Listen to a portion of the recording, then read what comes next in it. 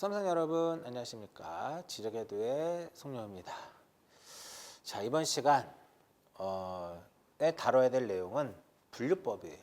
기능에 따른 분류, 내용에 따른 분류, 형식에 따른 분류와 관련된 내용들을 정리하는데, 이번 시간에 정리하는 내용들이 결국은 등기법을 이끌어가는 데 있어서 상당히 중요한 부분이에요. 그렇기 때문에 어떠한 등기, 어떠한 기초를 잡기 위해서 굉장히 중요한 파트이기 때문에 잘 따라오셔야 돼요. 지금 우리가 수업을 이렇게 전자칠판으로 수업을 하고 있지만 칠판 강의도 제가 제공을 하고 있으니까 등기법 같은 경우는 이 전자칠판 강의와 칠판 강의를 서로 이렇게 보시면서 준비하는 것도, 공부하시는 것도 굉장히 좋은 방법 중에 하나예요. 자, 등기를 분류할 때는 다양한 형태로 분류를 하고 있어요. 기능에 따른 거, 내용에 따른 분류, 형식에 따른 분류, 효력에 따른 분류, 이 4개 정도가 이제 구분이 되는데, 이번 시간에 이제 기능에 따른 분류와 내용에 따른 분류, 형식에 따른 분류 3가지를 볼 거예요. 자, 기능에 따라서는 우리가 표시의 등기와 권리의 등기로 나눠지고요. 내용에 따른 분류로는 이제 기입 등기부터 해서 회복 등기까지 변경, 경정, 말소, 멸실, 회복. 형식에 따른 분류는 이게 주등기냐, 부기등기냐. 마지막으로 효력에 따른 분류는 종국등기와 가등기로 구분이 됩니다. 요즘에 이제 공인중개사 어떠한 문제의 어떠한 출제 유형을 보게 되면 옛날 같은 과거 같으면은 내용에 따른 분류에 해당하지 않는 것, 이런 것들 구분하는 문제가 이제 출제됐었지만 지금은 그러한 문제는 출제되지 않고요. 그렇지만 이제 전체적인 어떠한 속내용들은 여러분들이 정확하게 알고 있어야만 앞으로 진행되는 등기법 강의에서 좀 수월해져요. 자, 그러면 첫 번째 기능에 따른 분류부터 가도록 할게요. 자, 기능에 따른 분류는 크게 2가지로 봅니다. 표시의 등기와 권리의 등기. 우리가 이 표시의 등기를 민법에서는 또 이렇게도 표현을 해요. 표시의 등기를 사실의 등기 이렇게도 표현을 해요. 표시의 등기를 무엇으로도 사실의 등기다라고 얘기를 하는데, 우리 전 시간에 등기 기록에 대해서 했어. 표제부와 갑구와 을구에 대해서 정리를 했는데, 이러한 표시의 등기는 어디에다 하는 것이다? 등기기록 표제부에다 하는 거예요. 그럼 권리의 등기는 어디에다 할까요? 그렇죠. 갑구하고 을구에 하는 거예요. 그래서 표시의 등기를 우리가 일명 표제부의 등기다라고도 칭하고, 권리의 등기를 갑구, 을구의 등기다라고도 얘기를 해요. 그러니까 가볍게 그냥 넘기시면 돼, 이런 부분들은. 자, 우리나라는 지적과 등기, 즉 대장과 등기부가 이원화되어 있어요. 그렇기 때문에 표시의 등기의 경우에는 신청의 의무가 부동산 등기법상에서 신청의 의무를 부여를 해요. 신청 의무 몇 월 이내에 해야 되냐면 1월 이내에 해야 되는 신청의 의무가 있습니다. 상당히 중요합니다. 상당히 중요하고요. 이와 반면에 이제 권리의 등기의 경우에는 부동산 등기법상에서 신청의 의무는 없어요. 등기법상에서 신청의 의무는 없지만 부동산 등기 특별조치법상에서는 60일 이내에 해야 되는 신청의 의무가 있다. 얘는 대장과 등기를 일치시키기 위해서 신청의 의무를 이제 두는 반면에 부동산 등기 특별조치법에서는 이 투기와 탈세를 예방하기 위해서 신청의 의무를 둡니다. 자, 보통 부동산 등기법상에서 신청의 의무를 두는 경우는 어떠한 표제부를 변경하거나 멸실등기하는 경우, 표제부를 변경하거나 멸실등기라는 경우에는 신청에 무엇이 있다? 신청에 의무가 있어요. 몇 월 이내? 1월 이내. 자, 부동산 표시의 대표적인 것이 지목도 있고 면적도 있죠. 자, 지목이 변경이 된다. 지목을 변경한다. 몇 월 이내? 1월 이내 하도록 되어 있어요. 누가 하냐면, 누가 좀 이따 볼게요. 이렇게 하고요. 그다음 부동산 등기 특별조치법에서는 소유권 보존 등기와 소유권 이전 등기의 경우에는 60일 이내 하도록 되어 있어요. 이전 등기는 다시 두 개로 나눠져요. 쌍무계약. 나중에 여러분들 이 부분은 여러분들 중개 실무에서도 나오는 내용이죠. 쌍무계약이냐 편무계약이냐 이렇게 되는데 보존 등기의 경우는요. 예를 들어 공유수면을 매립을 했다. 뭐 건물을 신축을 했다. 그러면 우리는 민법 187조 법률 규정에 의해서 등기 없이도 소유권을 취득을 하게 되죠. 자, 그럼 보존 등기의 경우에는 언제 60일이나 해야 되느냐? 어떠한 경우에 신청의 의무가 있느냐? 이건데 어떠한 이전 계약을 체결을 하게 돼요. 이전 계약을 체결할 당시에 만약에 A가 B하고 부동산에 대해서 이전 계약을 체결할 당시에 소유권 보존 등기를 할 수 있는 상태에서 이전 계약을 체결하게 되면 계약일로부터 60일 이내에 자기 앞으로 먼저 보존 등기를 하고 넘겨주는 거예요. 근데 만약에 이전 계약 체결 당시에 A가 보존 등기를 할 수 없는 상태였다면 보존 등기를 할 수 있게 된 날로부터 60일 이내에 보존 등기하고 넘겨주는 거예요. 쌍무계약의 대표적인 게 뭘까요? 매매죠. 매매고 편무계약의 대표적인 것이 바로 무엇이다? 증여예요. 자, 그러면 매매계약을 체결했어요. 그 매매계약을 체결하게 되면은 체결과 동시에 체결 계약일로부터 60일 이내에 이전 등기하는 것이 아니라 자, 일단 계약을 체결하죠. 그럼 먼저 계약금을 주고 두 번째 중도금도 주고 세 번째 잔금을 주겠죠. 그러면 이전 계약을 체결하게 되면 반대급부 이행된 날로부터 60일 이내에 이전 등기를 해주는 거예요. 편무계약의 대표적인 증여란 말이에요. 증여의 경우에는 그 계약의 효력이 발생한 날로부터 60일 이내에 이전 등기를 해주라는 거죠. 이와 같이 소유권 보존이라든지 이전 등기의 경우는 5장에서 정리를 하는데 3장에서 다시 한번 신청의 의무에 대해서 정리를 해드릴 거예요. 자, 이 부분의 신청의 의무는 3장에서도 한번 다뤄드릴 거고 5장에서도 한번 다뤄드릴 겁니다. 이 경우에는 또 4장에서도 나와요. 4장에서 나오고요. 자, 부동산 등기 특별조치법상에서 신청의 의무를 부여하는 경우는 일단 두 가지만 기억하시면 돼요. 소유권 보존과 소유권 이전. 그 다음 표시의 등기에 신청의 의무를 두는 이유는 대장과 등기부를 일치시키기 위해서 하는 것으로서 표제부를 변경하는 경우와 멸실 등기의 경우에 누가 할 것이냐? 표제부에 하는 등기, 사실의 등기, 즉 표시의 등기는 단독으로 하는 것을 원칙으로 합니다. 단독 신청을 원칙으로 합니다. 그럼 누가 할까요?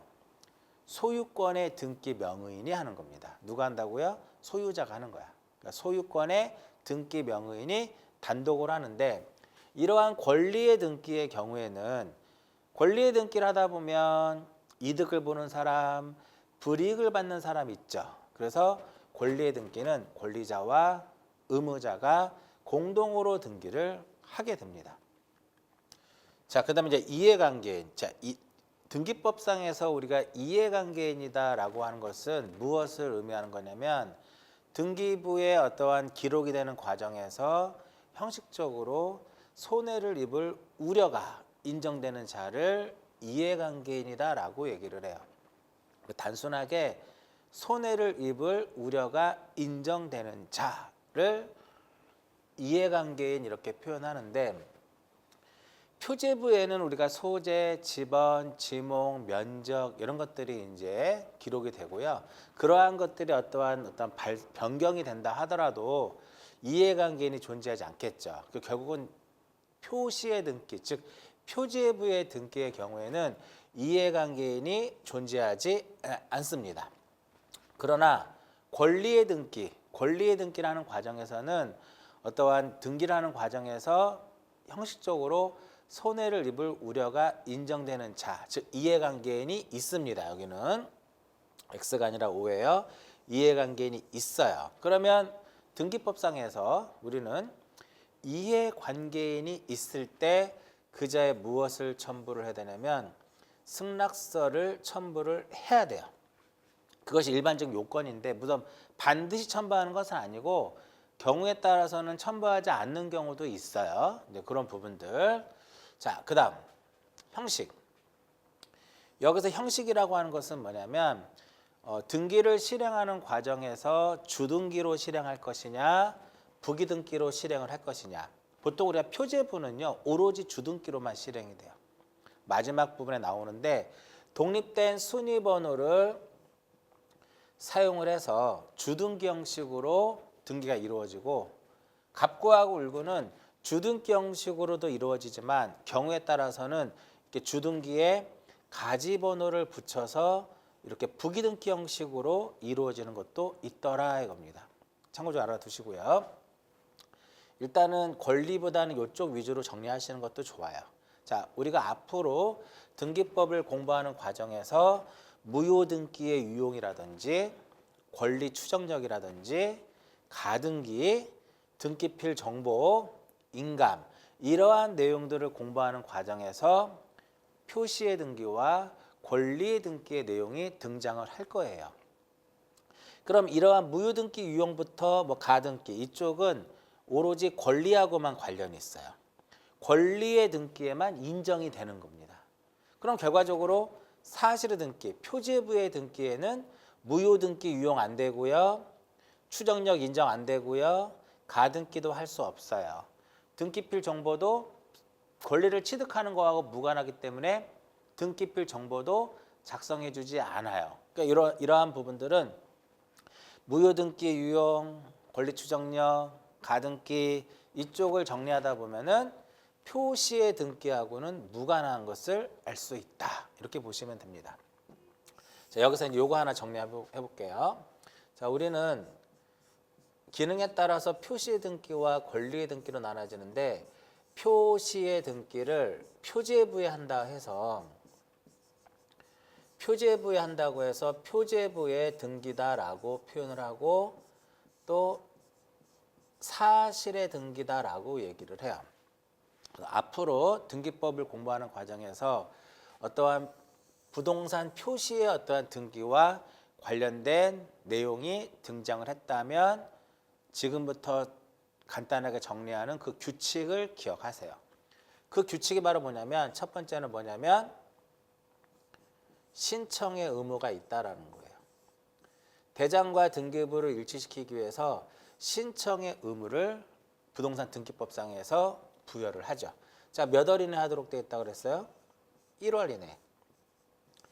1월 이내에 하도록 되어 있고 그다음에 두 번째로는 단독 신청입니다. 단독 신청 누가 하는 것이다? 소유권의 등기 명의인이 하는 거고 세 번째로는 이해관계인이 없어요. 이해관계인이 없고 네 번째로는 주등기 형식으로 이루어진다라는 거. 그리고 먼저 이 경우에는 대장부터 먼저 정리를 해요. 대장부터 먼저 정리가 이루어지고 그리고 나서 무엇을 등기를 하는 거예요. 이러한 부분들을 어느 정도 룰이다, 어떠한 절차다라는 것을 머릿속에 기억하시면서 공부하는 것이 상당히 중요합니다. 여기 다 나와 있잖아요.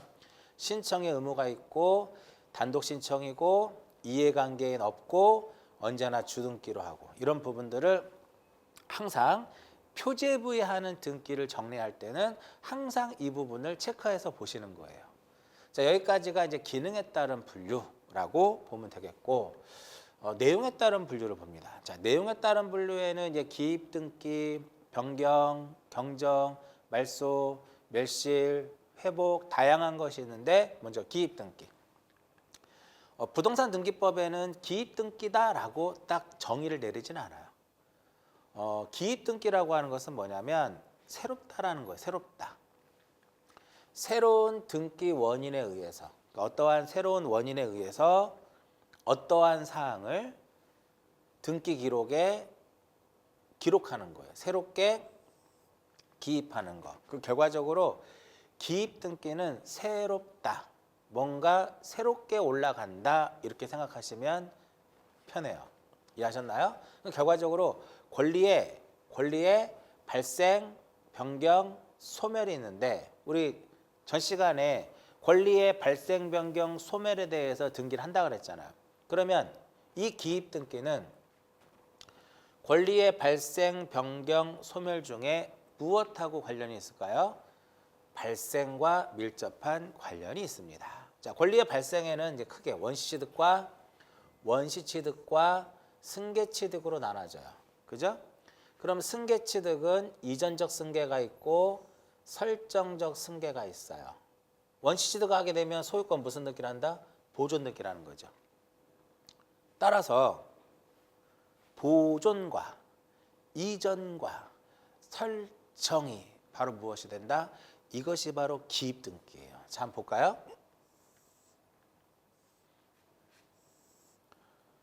갑구, 을구라고 하게 되면 갑구, 을구. 자, 갑구의 첫 번째 올라가는 게 뭘까요? 새로 처음에 올리는 거 소유권 보존 등기밖에 없죠. 소유권 보존 등기입니다. 자, 을구에 처음으로 올라가는 게 뭘까요? 뭔지는 몰라도 을구에 처음으로 올라가는 것은 무슨 설정 등기가 되겠죠. 설정이라고 하는 것은 소유권 이외의 물권 및 임차권을 최초로 창설하는 거라고 그랬잖아요. 만약에 전세권 설정이다. 그리고 2번. 소유권 이전이 가능한가요? 매매를 통해서 이전이 가능하죠. 대표적으로 소유권 이전. 1-1에 전세권도 이전 가능하죠. 전세권 이전. 이전 계약을 체결해서 새롭게 등기에 올립니다. 따라서 이러한 보존이라든지 설정이라든지 이전이라고 하는 것은 이 세 개를 우리가 일명 무엇이란다? 기입 등기다라고 얘기를 해요. 그러면 과거에는 이제 기입 등기에 해당하는 것과 해당하지 않는 것을 구별하는 문제가 나왔는데 지금부터 나오는 변경, 경정, 말소, 멸실 이것은 기입 등기가 아니라는 거. 그럼 왜 기입 등기가 아니냐? 기입 등기라고 하는 것은 등기에 새롭게 올라가는 거예요. 그러니까 지금부터 나오는 변경이라든지 경정의 경우에는 새롭게 올리는 등기가 아니라 기존에 기록되어 있는 것에 대해서 잘못된 것을 바로 잡는 개념이에요. 그래서 변경, 부동산의 표시를 변경하는 경우, 그다음 명의인의 표시를 변경하는 경우, 권리의 변경 등기. 이들은 뭐가 아니다? 기존에 있던 것을 바로 잡는 거잖아요. 새롭게 올리는 게 아니라 기입 등기가 아니에요. 변경도 마찬가지고 경정 등기도 마찬가지입니다. 그다음 소멸. 소멸에는 이제 권리가 소멸할 때는 말소 등기하고 부동산이 소멸됐을 때는 멸실 등기를 하는 거죠. 그래서 이러한 변경 등기와 경정 등기와 말소 등기와 멸실 등기는 뭐가 아니다? 기입 등기에 해당하지 않습니다. 한 20년 전에 어떠한 출제 유형이에요. 지금은 이제 부동산 등기법 자체가 어쨌든 법조문을 토대로 해서 출제가 많이 되기 때문에 과거의 문제보다는 10년 전에 정도, 10년 정도, 10개년 정도의 문제만 잘 체크해서 보셔도 여러분들이 12개 중에 10개 정도는 충분히 맞출 수 있습니다. 충분히 맞출 수 있어요. 자, 그러면 우리는 마지막으로 봐야 될 것이 이러한 기입 등기는 우리가 등기법을 공부하는 과정에서 어디에서 등장하느냐 이겁니다. 기입 등기에 제가 적용이다라고 얘기를 했는데 우리가 등기필 정보. 자, 등기필 정보는 이게 등기필 정보가 뭘까요? 네가 권리자야 이거잖아. 등기 기록에 새로운 권리자가 기록이 되면 등기관이 그 권리자를 확인하기 위해서 작성하는 정보라고 그랬잖아요. 그죠? 결과적으로 이 등기필 정보는 보존과 설정과 이전하고 밀접한 관련이 있다라는 거예요. 이럴 때 등기필 정보를 작성을 하게 돼요. 그러면 변경과 경정과 말소와 멸실의 경우에는 어떤 권리를 취득하는 거하고 관련이 없죠. 그렇기 때문에 등기필 정보를 작성하지 않는다라는 거예요. 그리고 3장에서 우리가 주소를 증명하는 정보에 대해서 정리를 하는데 이 주소를 증명하는 정보도 새롭게 등기 명의인이 되는 자가 제공을 하는 거거든요. 결과적으로 권리를 취득하는 것과 밀접한 관련이 있다라는 거예요. 나중에 보고요.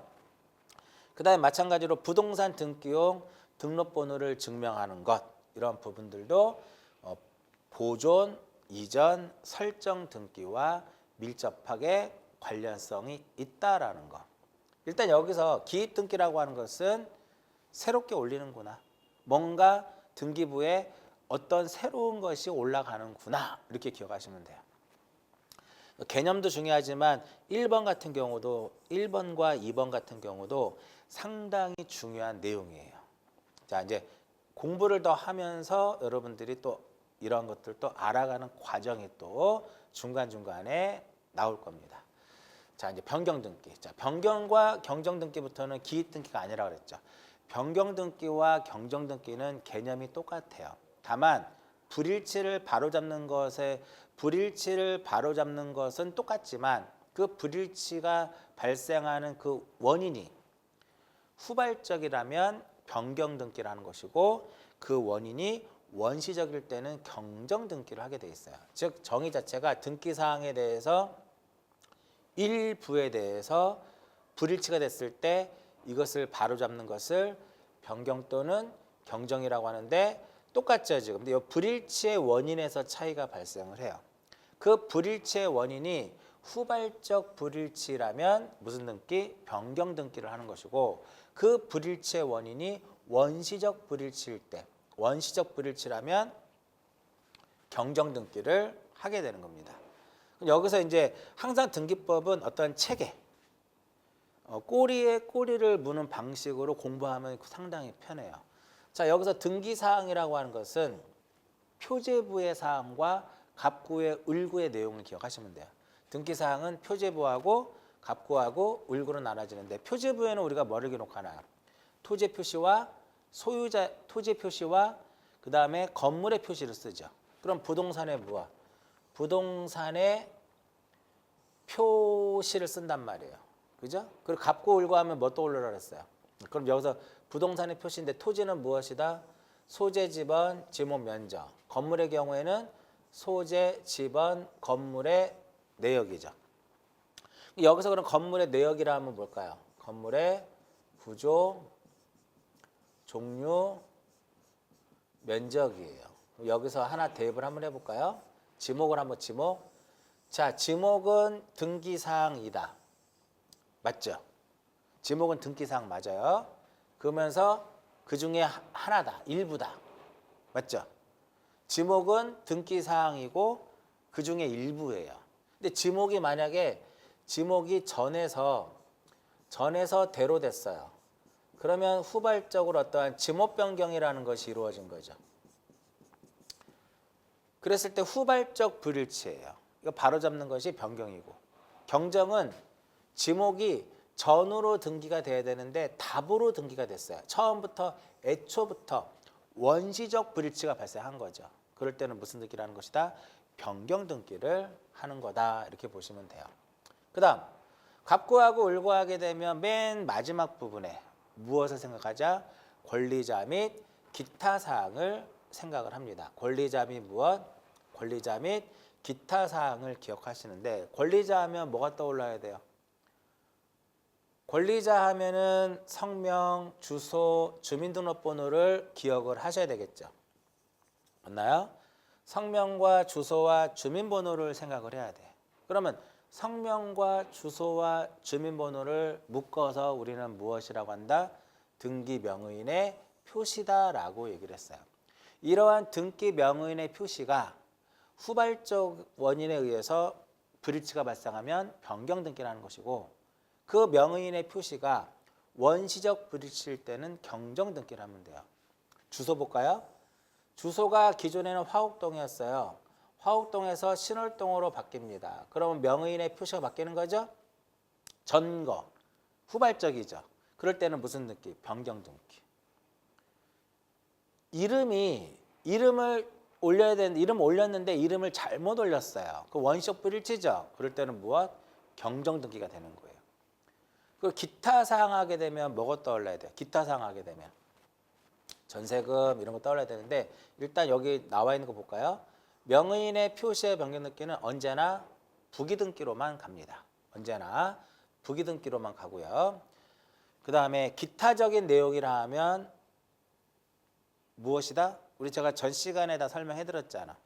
전세금. 잘 안 보이니까 지우고 갈게요. 전세금이라든지 지료라든지 채권액이라든지 이율이라든지 이런 것들, 이러한 것들이 어떠한 전세금을 증액한다. 그리고 후발적이죠. 채권액을 감액한다. 후발적이죠. 지료를 증액한다. 후발적이죠. 그럴 때 하는 게 무슨 등기? 변경등기. 자, 전세금도 역시 등기, 전세권에 있어서의 등기 사항이에요. 그 중에 일부에 해당이 되는 겁니다. 그것이 전세금을 증액하게 되면 후발적 불일치니까 어떤 등기? 변경등기. 전세금이 1,000만 원인데 1억으로 등기가 됐어요. 애초부터 잘못됐죠. 바로 잡아야죠. 경정등기가 된다. 겁니다. 이러한 것들을 우리가 할 때 권리의 변경 또는 경정등기를 하게 돼요. 근데 이러한 권리의 변경과 경정등기는 주등기 또는 부기등기 형식으로 이루어집니다. 요거 한번 체크할게요. 지금 좀 어려운 부분이긴 한데 볼게요. 자, 1번에 전세권 설정 이렇게 있고요. 전세권자 A고요. 전세금이 1억이에요. 전세금이 얼마? 1억이에요.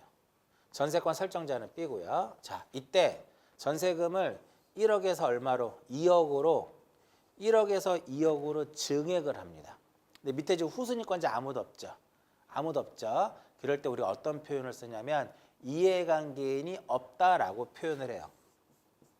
이해관계인이 없을 때는 부기등기로 갑니다. 1- 얼마? 1-1 해가지고 1번의 전세권을 변경을 하게 돼요. 얼마로? 2억으로 변경을 하고 1억을 싹 지워버립니다. 이게 권리의 변경 등기를 부기등기로 하는 경우예요. 근데 만약에 여기 2번 해가지고 저당권 설정 저당권자가 존재를 해요. 그럼 보세요. 1억에서 전세금을 2억으로 증액하려고 보니까 손해를 입을 우려가 인정되네요. C가. 그럼 C를 우리는 무엇이라 한다? 이해관계인이다라고 얘기를 해요. 그러면 이때 이해관계인이 있죠. 그랬을 때 얘가 만약에 무엇을 써주면 승낙서를 써주면 부기등기 형식으로 가요. 승낙서 써주면 이렇게 갑니다. 근데 C가 승낙을 안 했어. 그럼 어떻게? 주등기로 가요. 그 주등기로 간다는 소리는 3번으로 내려온다는 소리예요. 이렇게 3번으로 내려와서 1번에 전세권을 변경을 합니다. 전세금 얼마로? 2억으로 변경하되 여기에 1억을 말소 표시하지 않는 이러한 차이점이 있어요. 자, 줄여서 자, 권리의 변경 등기 할 때 이해관계인이 없을 때는 부기등기. 있었다면 승낙서를 첨부하지 못하면 각하할까요? 아니죠. 승낙서를 첨부하지 못하면 그냥 후순위로 밀려서 쓰면 돼요. 근데 이게 부기등기로 하게 되면 굉장히 좋거든. 좋으니까 부기등기로 하는 거예요. 나중에 다시 나올 거예요. 자, 부동산의 표시가 뭘까요? 토지를 중심으로 하면 토지의 표시라고 가정을 하게 되면 소재, 지번, 지목, 면적이죠. 그럼 부동산의 표시의 변경 등기는 표제부에 답니다.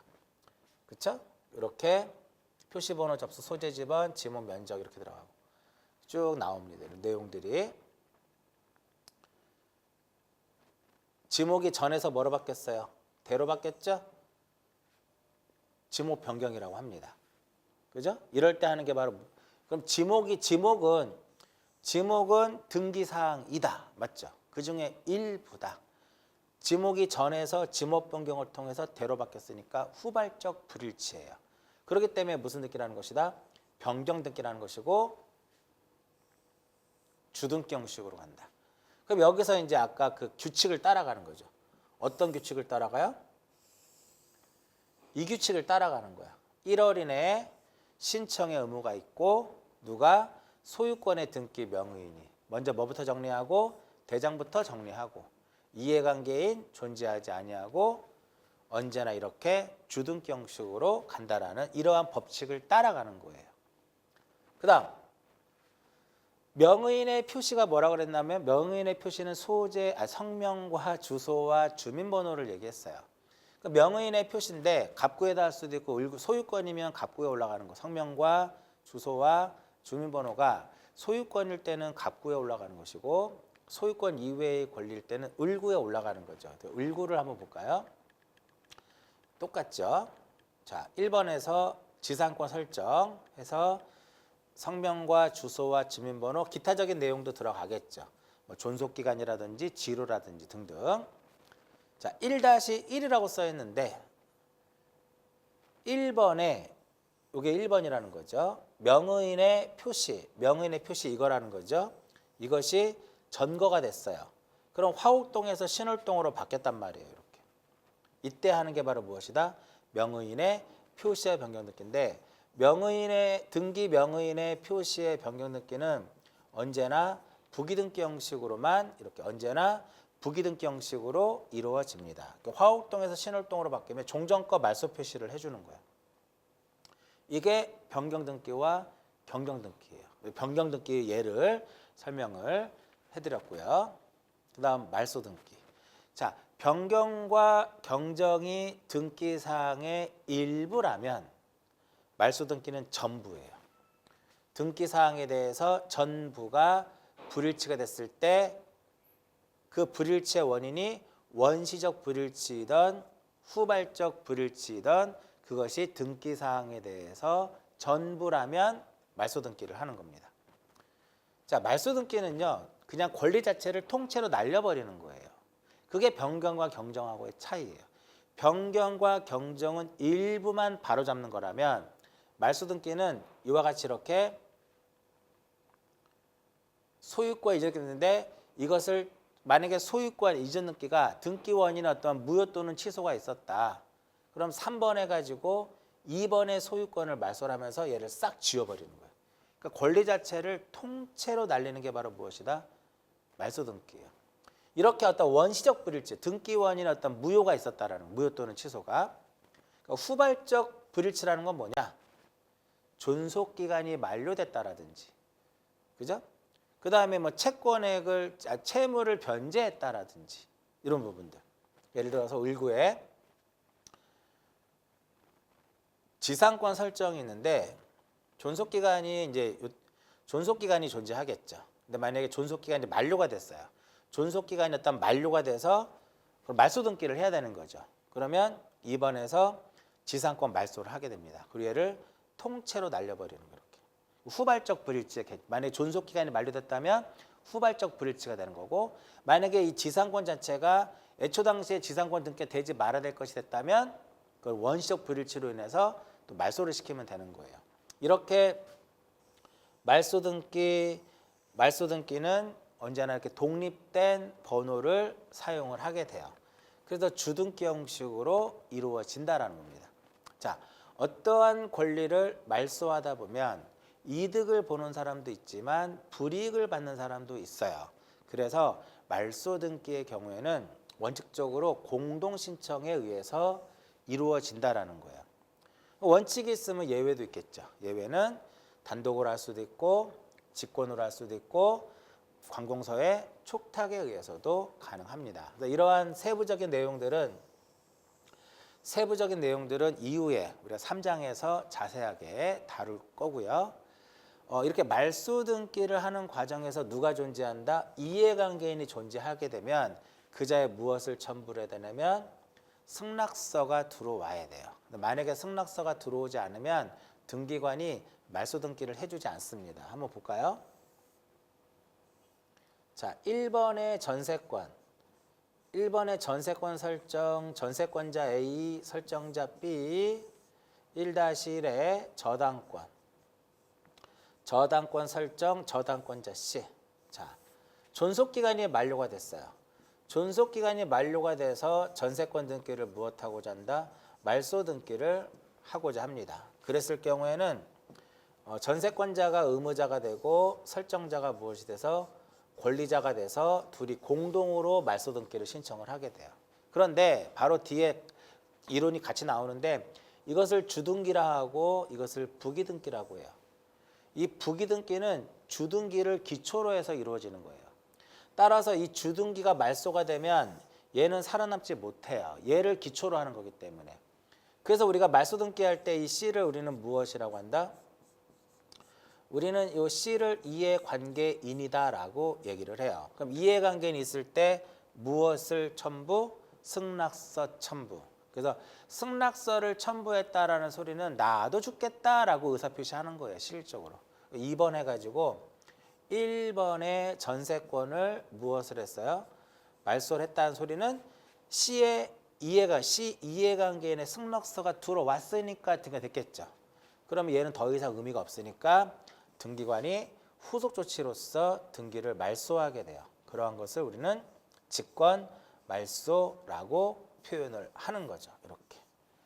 그래서 일단 이렇게 기억하시면 돼. 말소 등기에 있어서 이해관계인이 존재하게 되면 그자의 무엇이 승낙서가 들어와야 되는구나. 이렇게 기억하시면 되겠죠.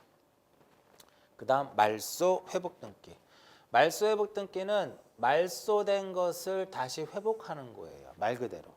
그럼 말소된 것을 회복하는 이유는 뭐다? 결국은 말소가 불법으로 된 거죠. 부적법하게 말소가 된 거기 때문에 이것을 다시 우리는 회복해야 된다 이겁니다.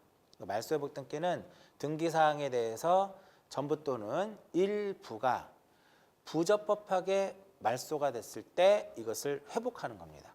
반드시 부적법하게 말소가 된 것을 회복하는 겁니다. 그럼 만약에 말소가 되긴 했지만 그것이 부적법하게 말소가 되지 않았다면, 즉 자발적 신청에 의해서 말소를 했다면 이것은 부적법하게 말소된 것이 아니기 때문에 회복 등기할 수 없는 거예요. 이해하셨죠? 자, 그럼 볼까요? 회복 등기 예를 순위번호, 등기 목적, 접수, 원인 및 기타 사항. 요게 두 개가 가장 중요해요. 항상. 자, 1번 등기 목적 전세권 설정. 이렇게 쭉 등기되어 있어요. 근데 2번 해가지고 1번에 전세권이 말소가 됐어요. 바로 앞에서 말소 등기는 언제나 무엇? 주등기로 합니다. 이렇게 말소가 되면은 얘가 통째로 날아가 버려요. 이렇게. 근데 이것이 어느 날 보니까 부적법하게 말소가 된 거예요. 그걸 회복해야 되겠죠. 그래서 3번에서 1번의 전세권을 회복을 하게 됩니다. 제10호 해가지고 2022년 3월 5일 서울지방법원의 확정 판결 이런 식으로 딱 해요. 아시겠죠? 날짜도 이거 좀 수정해야 되겠다. 이렇게 회복을 하게 되면 이게 말소된 것이 지워지는 게 아니라 다시 똑같이 써주는 거예요. 1번 해가지고 전세권 설정 쭉 들어가는 거예요. 내용을 그대로 써주는 겁니다. 결국은 이거를 통해서 우리는 무엇을 할 수 있느냐? 이것을 통해서 우리는 무엇을 알 수 있냐면 회복 등기를 하게 되면 말소됐을 때 순위번호가 몇 번이었어요? 2번이었죠. 말소 당시 순위번호 2번이죠. 회복을 하면 순위번호 몇 번으로? 1번이죠. 몇 번으로 회복이 된다? 1번으로 회복을 하게 돼요. 종전 순위에 의하더라 이겁니다. 그러니까 회복 등기의 효력이에요. 회복 등기의 효력은 무엇이다? 종전 순위에 의한다 이렇게 되는 거고요. 나중에 뒤에 나오는데 전부를 회복할 때는 이렇게 주등기 형식으로 와요.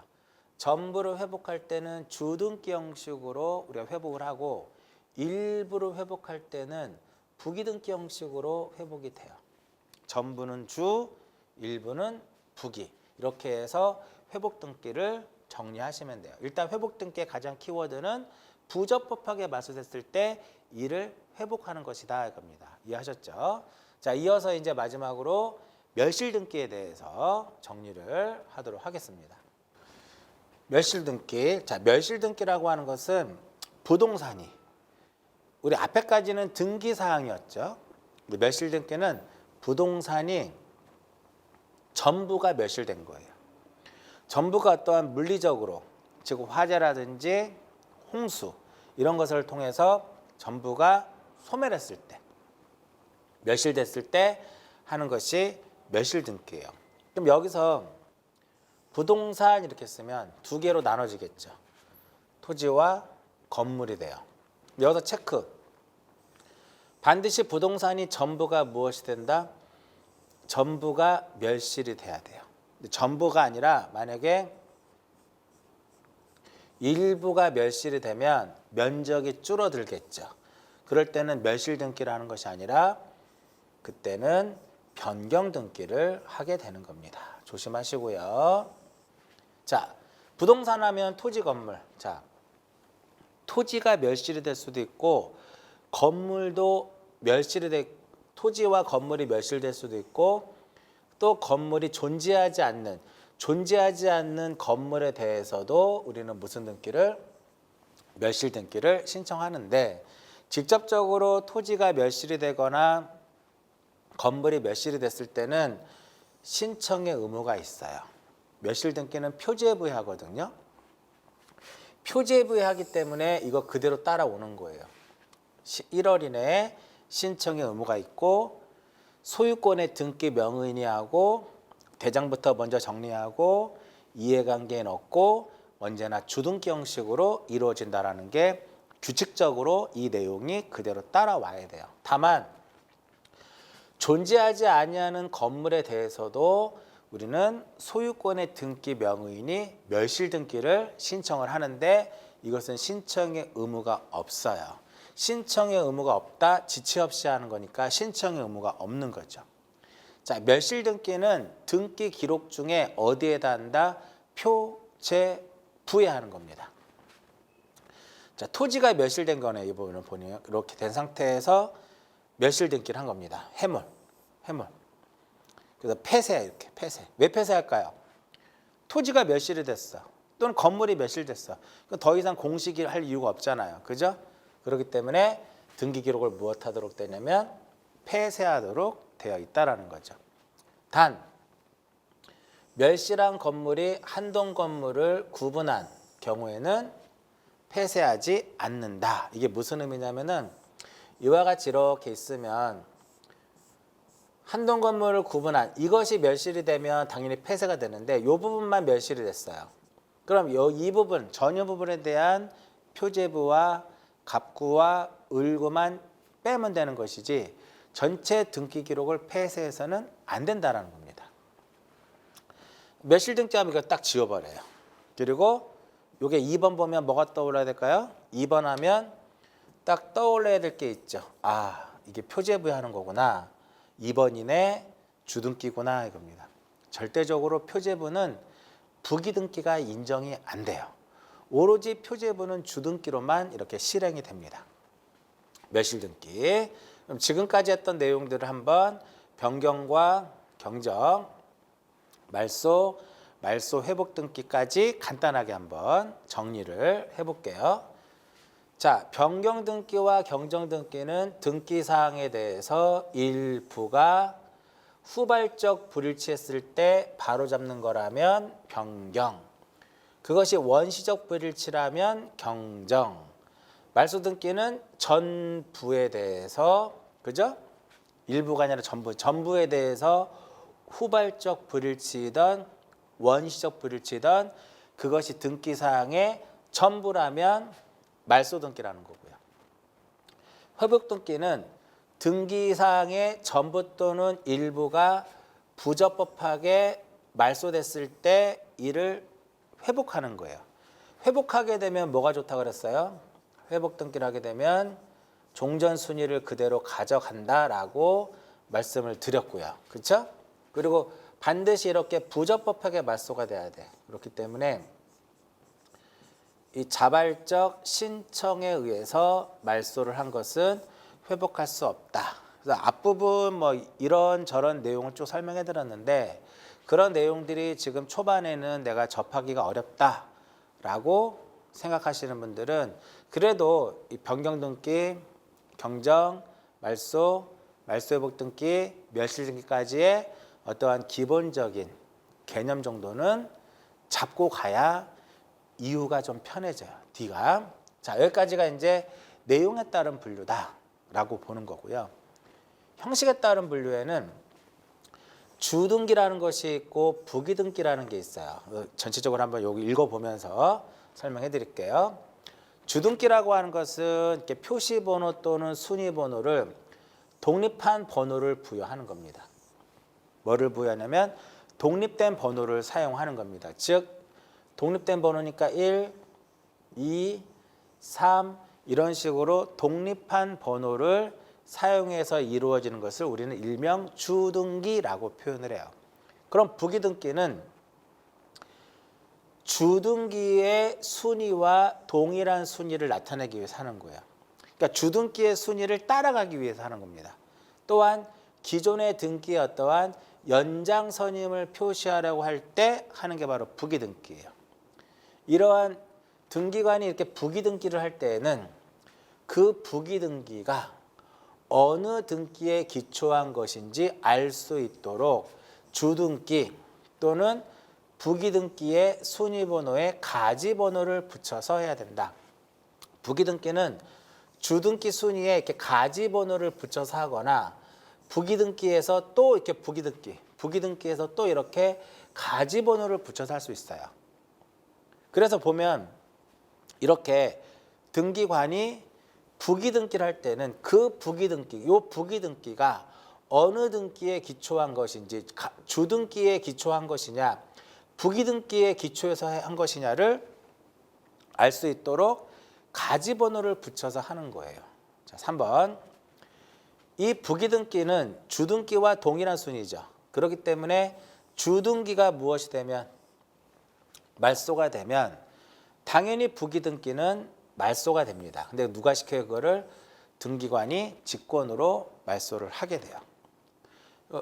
또 이와 같은 이 부기등기는요.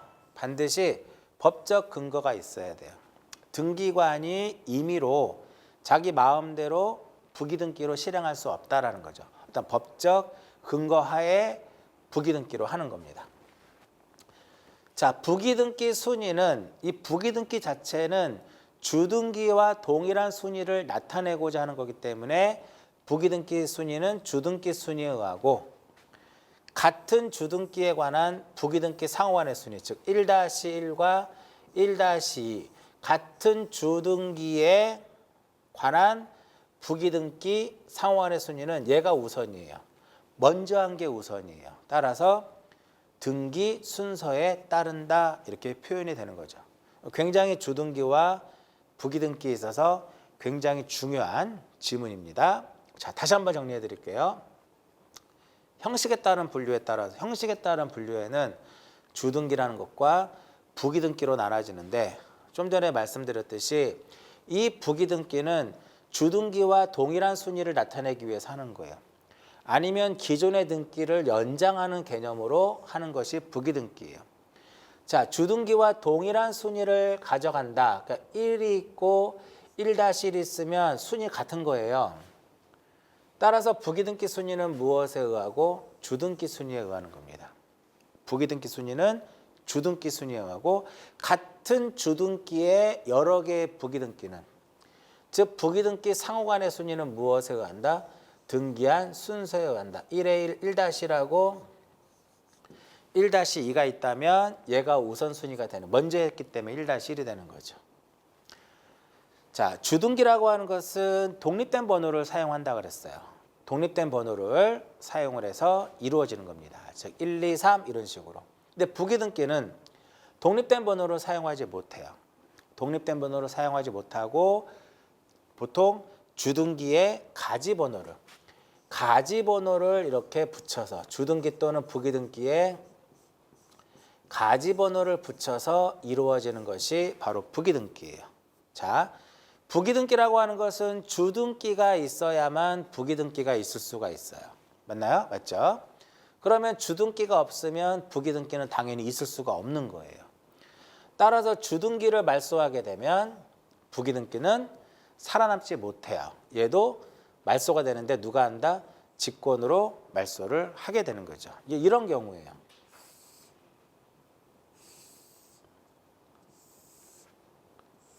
자, 1번에 전세권 설정. 전세권자 A고 설정자 B고요. 1-1의 저당권. 저당권 설정, 저당권자 C입니다.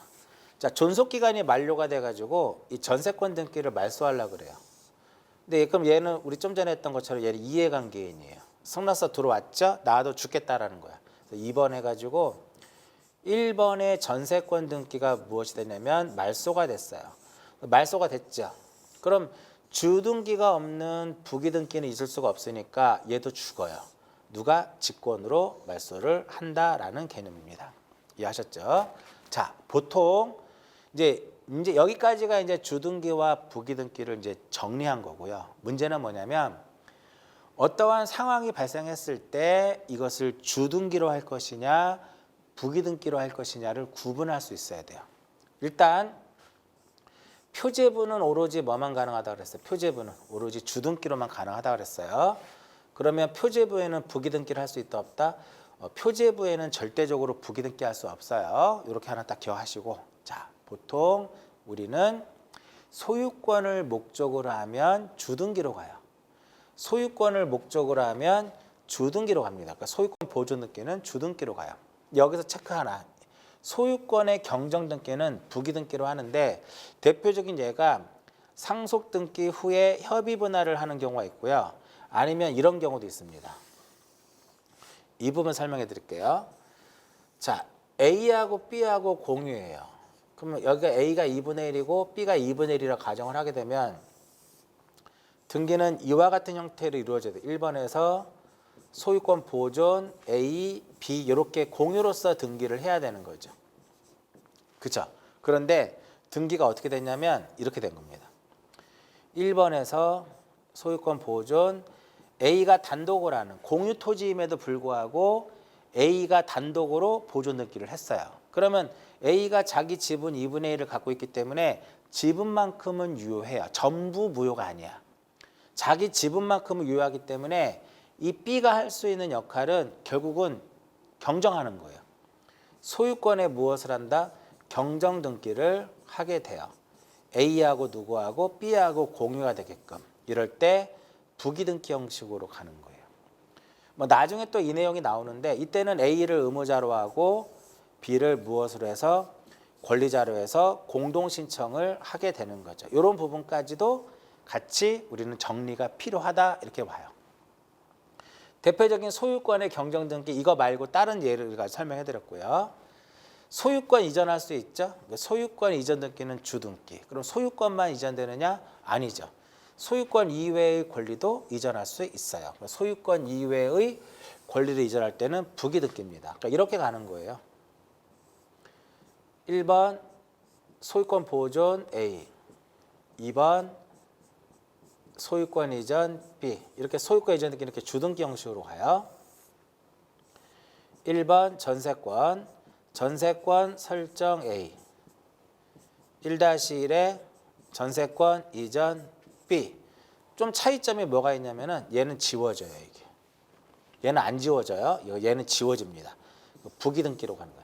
소유권을 이전할 때는 주등기로 가고 소유권 이외의 권리를 이전할 때는 이렇게 부기등기 형식으로 간다는 겁니다. 저당권의 목적이 되는 것은 소유권이 될 수도 있고 소유권 이외의 권리, 즉 지상권하고 전세권이 될 수도 있어요. 소유권을 목적으로 하면 주, 소유권 이외의 권리를 목적으로 하면 부기, 이렇게 가는 거예요. 1번에 저당권 설정, 저당권자 A. 2번에 전세권, 전세권 설정, 전세권자 B.